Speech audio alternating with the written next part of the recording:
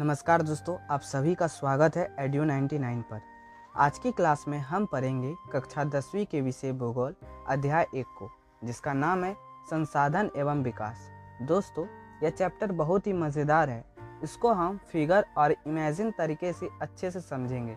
तो चलिए शुरू करते हैं। दोस्तों, अगर आपसे पूछा जाए कि संसाधन क्या है, तो काफ़ी लोगों के अलग अलग जवाब आएंगे, जिसमें से सबसे साधारण जवाब यह रहता है कि पर्यावरण में मौजूद वे सारी चीज़ें जो हमारी ज़रूरतों को पूरा करते हैं, वे वस्तु संसाधन कहलाती है। जैसे आप एग्जाम्पल में वाटर, फॉरेस्ट, सॉइल, विंड, जानवर, पानी, जंगल, मिट्टी, हवा, जानवर। लेकिन इसका सटीक परिभाषा यह नहीं है। इसका सटीक परिभाषा हमारे पर्यावरण में उपलब्ध प्रत्येक वस्तु जो हमारी आवश्यकताओं को पूरा करने में प्रयुक्त की जा सकती है, जिसको बनाने के लिए प्रौद्योगिकी उपलब्ध है, जो आर्थिक रूप से संभाव्य और सांस्कृतिक रूप से मान्य संसाधन कहलाती है। यहाँ पर आपको 3 मुख्य बातों पर ध्यान रखना होगा। पहला, प्रौद्योगिकी उपलब्ध, आर्थिक रूप से संभाव्य और सांस्कृतिक रूप से मान्य। आखिर ये तीनों चीज़ों का मतलब क्या होता है, वन बाय वन हम लोग समझेंगे। तो सबसे पहले आता है प्रौद्योगिकी उपलब्ध। प्रौद्योगिकी का यहाँ से मतलब है तकनीक मौजूद होना चाहिए। कुछ संसाधन प्रयोग के रूप में नहीं होते हैं, इसे तकनीकी की मदद से प्रयोग के रूप में लाते हैं और इसका उपयोग करते हैं। उदाहरण के तौर पर हम लोग समझते हैं, आज जो हम लोग पेट्रोल यूज़ कर रहे हैं वो डायरेक्ट हमें ज़मीन से नहीं मिलता है। ज़मीन से पहले हमें यहाँ पर कच्चे तेल के रूप में मिलता है, जिसको तकनीकी की मदद से उसे पेट्रोल के रूप में बदलते हैं और फिर हम लोग उसका यूज करते हैं। इसी तरह किसी भी संसाधन में प्रौद्योगिकी मतलब तकनीक का बहुत बड़ा रोल रहता है। दूसरा है आर्थिक रूप से संभाव्य। अब आर्थिक का मतलब क्या होता है कि वैसा संसाधन जिसका यूज करने से देश की आर्थिक विकास में मदद मिले, वैसा संसाधन जो फायदेमंद हो, जिस संसाधन का उपयोग करके आर्थिक रूप से देश का विकास हो एवं जिसको खरीदा या बेचा जा सके। जैसे कच्चे तेल हमें मिलते हैं डायरेक्ट ज़मीन से, उसको तकनीकी की सहायता से हम लोग पेट्रोल में बदलते हैं और फिर पेट्रोल को मदद से देश की आर्थिक विकास में सहयोग होता है। दूसरा है सांस्कृतिक रूप से मान्य।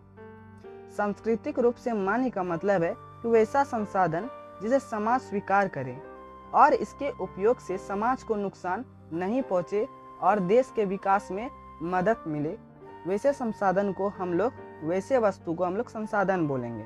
अगर ये तीनों चीज़ उस वस्तु में पाया जाएगा तभी हम उस वस्तु को संसाधन बोलेंगे, नहीं तो नहीं बोलेंगे। जैसे यहाँ पे आपसे एक एग्जाम्पल है, जैसे आंधी, तूफान, सुनामी इत्यादि। ऐसे समाज चीज़ों को समाज नहीं स्वीकारती है, बल्कि इससे समाज की हानि होती है, इसलिए हम इसे संसाधन नहीं बोलते हैं। ठीक, यहाँ पर आपको एक डायग्राम दिख रहा होगा। ये डायग्राम आपके बुक में भी है। ये डायग्राम से 2 चीज़ हमें पता चल रहा है। पहला, भौतिक पर्यावरण, संस्थाएं और प्रौद्योगिकी, ये तीनों एक दूसरे पर निर्भर करती है। और दूसरा, मानव जो है वो खुद एक संसाधन है, वो संसाधन मानवीय क्रियाओं का एक परिणाम है। अब समझते हैं संसाधन के प्रकार। संसाधन के प्रकार को 4 तरीकों से बांटा गया है। पहला है उत्पत्ति के आधार पर संसाधन के प्रकार। उत्पत्ति के आधार पर संसाधन के प्रकार को 2 भागों में बांटा गया है। पहला जैव, दूसरा अजैव। जैव नाम से ही पता चल रहा है, वैसा संसाधन जो सजीव हो, वैसे संसाधन को हम लोग जैव संसाधन बोलेंगे। इसमें आपका उदाहरण के रूप में पशु, मनुष्य, मत्स्य, वनस्पति, ये सारे जैव संसाधन के अंतर्गत आएंगे। दूसरा है अजैव। वैसे संसाधन जो निर्जीव वस्तुओं से मिलकर बने होते हैं, वैसे संसाधन को हम लोग अजैव संसाधन बोलेंगे। जैसे धातु, पत्थर, आपका अपना मकान, ऐसे वस्तु को हम लोग अजैव संसाधन बोलेंगे। दूसरा है समाप्यता के आधार पर संसाधन के प्रकार। समाप्यता के आधार पर संसाधन के प्रकार को भी 2 भागों में बांटा गया है, नवीकरण योग्य संसाधन और नवीकरण योग्य संसाधन। पानी, पवन ऊर्जा, पशुधन, वनस्पति, ये सब नवीकरण योग्य संसाधन में आएंगे, क्योंकि हम लोग इसे किसी न किसी तरीके से पुनः प्राप्त कर सकते हैं। जैसे अगर हम पानी का एग्जाम्पल लें, तो पानी को एक बार अगर आप यूज़ करते हैं, जैसे खाना बनाते हैं, तो पानी क्या होता है, वाष्प के द्वारा ऊपर की ओर बादल बनता है, फिर वही बादल बारिश के रूप में नीचे आ जाता है, फिर हम उस पानी का यूज करते हैं। तो इस प्रकार से पानी का नवीकरण मतलब उसे पुनः यूज कर सकते हैं। अगर हम कहें वैसे संसाधन जिससे भौतिक, रासायनिक, यांत्रिक प्रक्रियाओं द्वारा पुनः उत्पन्न किया जा सकता है, नवीकरण योग्य संसाधन कहलाता है। दूसरा है अनवीकरण योग्य संसाधन, जैसे जीवाश्म ईंधन, जिसको हम लोग पेट्रोल बोलते हैं, सोना। वह संसाधन जिसका उपयोग हम एक ही बार कर सकते हैं, जिसको पुनः बनने में लाखों साल लगते हैं, और नवीकरण योग्य संसाधन कहलाते हैं। जैसे अगर आप पेट्रोल एक बार गाड़ी में डालते हो, फिर गाड़ी जब चलाते हो, ख़त्म होने के बाद वो पूरा ख़त्म हो जाता है, फिर से हम पेट्रोल डालते हैं, तभी हम लोग गाड़ी चलाते हैं। मतलब जो पहले हम पेट्रोल डाले थे उसका पुनः हम यूज नहीं कर सकते, पुनः उपयोग में नहीं ला सकते, तो वैसे संसाधन को अनवीकरण योग्य संसाधन कहते हैं। दोस्तों, इसको बनने में काफ़ी साल लगते हैं, लाखों साल लगते हैं, तभी यह पुनः बनते हैं। नेक्स्ट है स्वामित्व के आधार पर संसाधन के प्रकार। स्वामित्व के आधार पर संसाधन के 4 प्रकार होंगे। पहला व्यक्तिगत संसाधन, सामुदायिक स्वामित्व वाले संसाधन, राष्ट्रीय संसाधन, अंतर्राष्ट्रीय संसाधन। वन बाय वन हम लोग डिस्कस करते हैं। व्यक्तिगत संसाधन, वैसा संसाधन जो किसी निजी व्यक्ति का हो, वैसे संसाधन को हम लोग व्यक्तिगत संसाधन बोलेंगे। जैसे आपका खुद का घर हो गया, आपका खुद का गाड़ी हो गया, प्राइवेट स्कूल etc। दोस्तों, केवल और केवल एक ही व्यक्ति का खुद के यूज के लिए वैसा संसाधन को हम लोग बोलेंगे व्यक्तिगत संसाधन, जो निजी यूज के लिए हम लोग उपयोग करते हैं।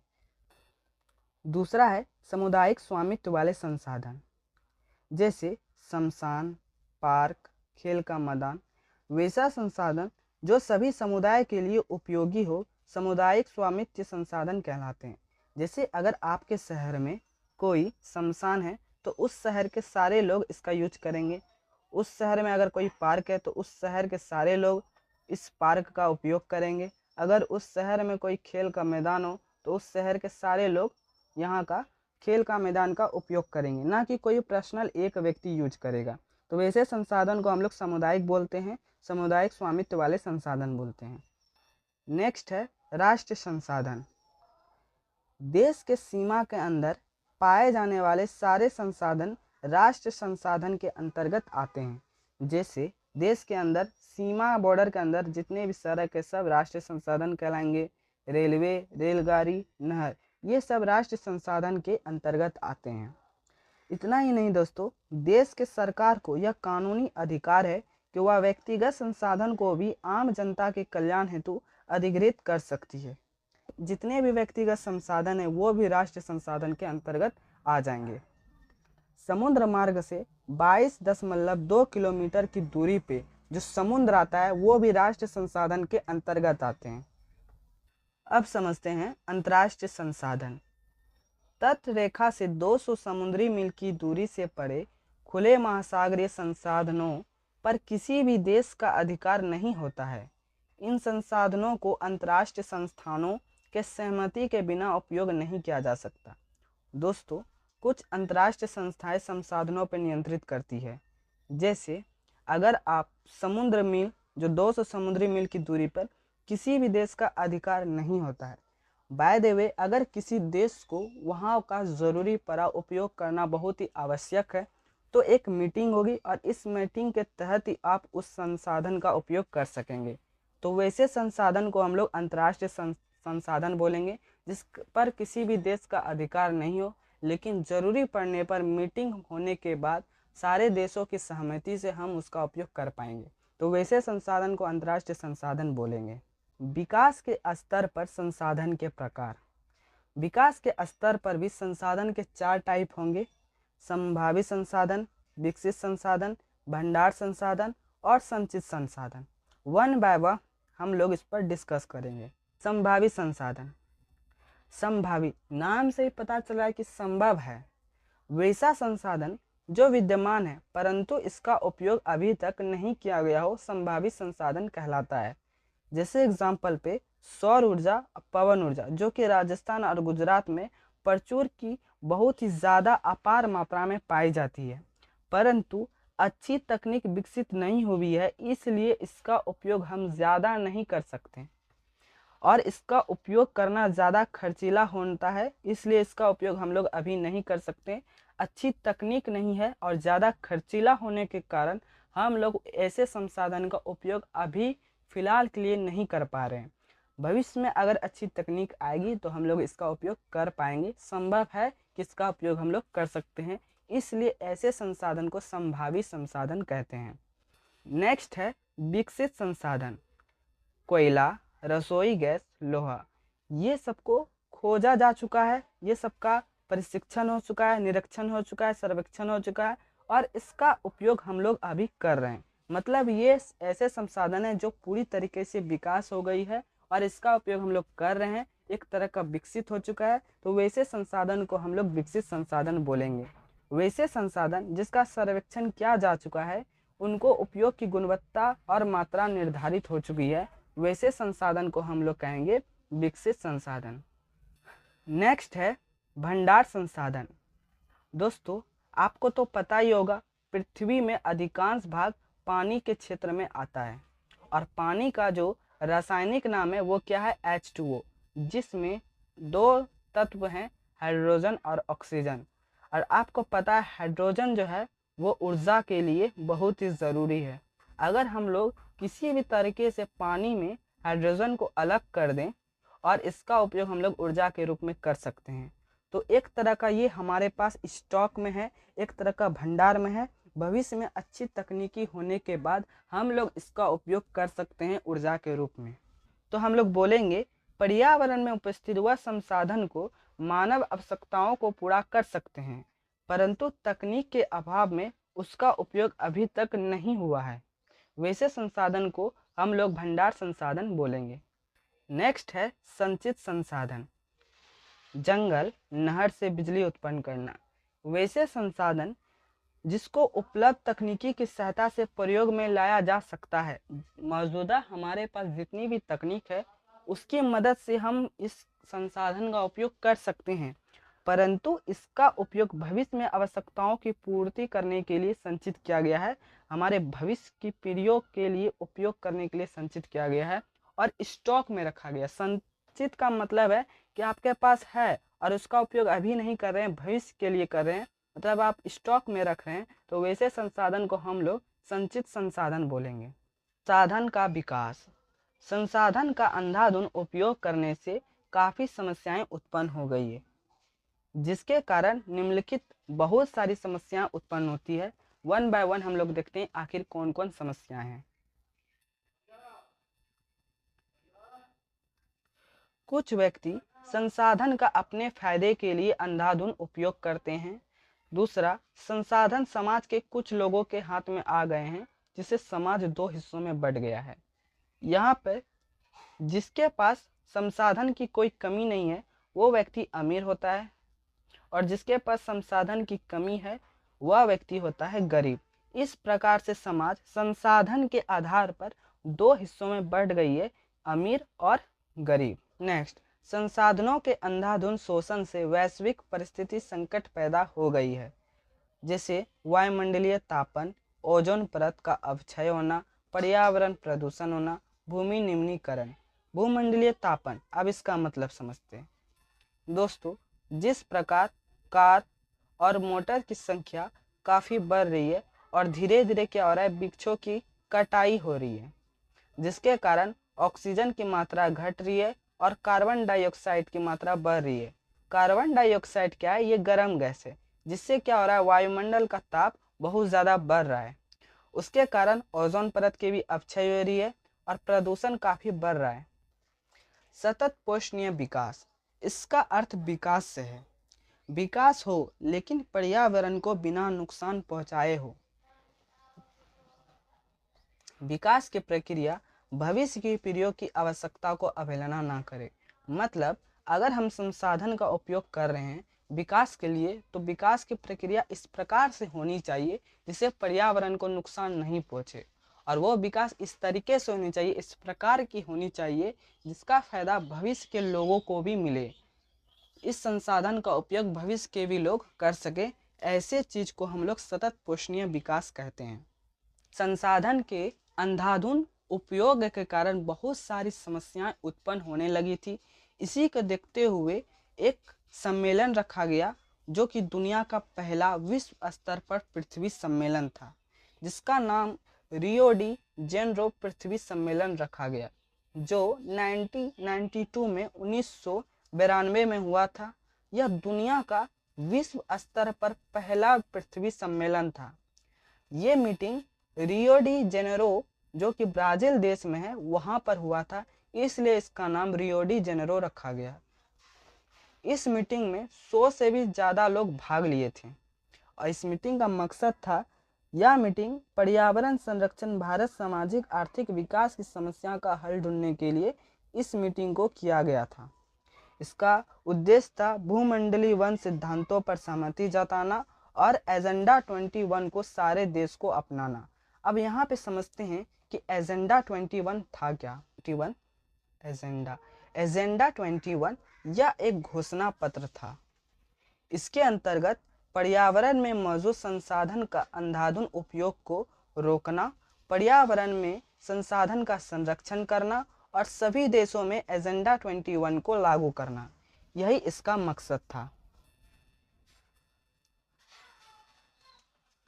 संसाधन नियोजन, रिसोर्स प्लानिंग, मतलब संसाधन का जो उपयोग करने का वो जो प्लान होता है उसके बारे में हम लोग समझेंगे कि किस ढंग से हम संसाधन का उपयोग करेंगे।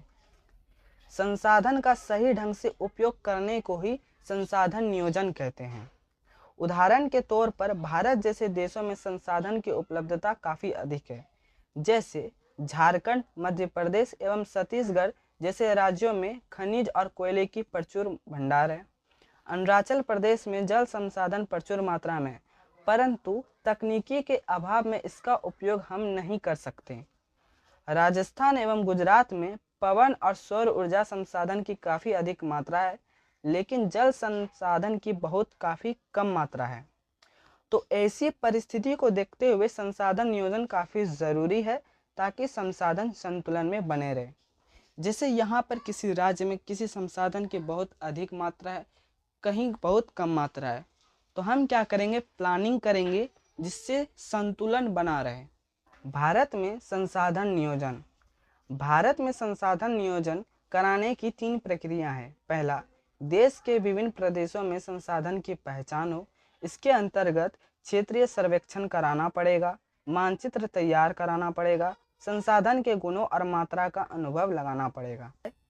दूसरा है संसाधन विकास योजना लागू करने के लिए अच्छी तकनीक और फैक्ट्री लगानी पड़ेगी। एक योजना बनाना पड़ेगा कि उस संसाधन का उपयोग हम लोग किस प्रकार कर सकते हैं और उस संसाधन का सही ढंग से उपयोग करने के लिए हमें फैक्ट्री लगानी पड़ेगी। संसाधन विकास योजनाओं, राष्ट्रीय विकास योजना में समन्वय स्थापित करना। जितना जरूरी संसाधन हमारे लिए उतना ही संसाधन का उपयोग करने के लिए एक अच्छी तकनीकी की आवश्यकता पड़ेगी, जिससे देश का विकास हो और सही ढंग से संसाधन का उपयोग कर सकें। संसाधन का इतिहास, जैसा कि हम लोगों को पता है 1947 ईस्वी से पहले भारत पर अंग्रेजों का शासन था।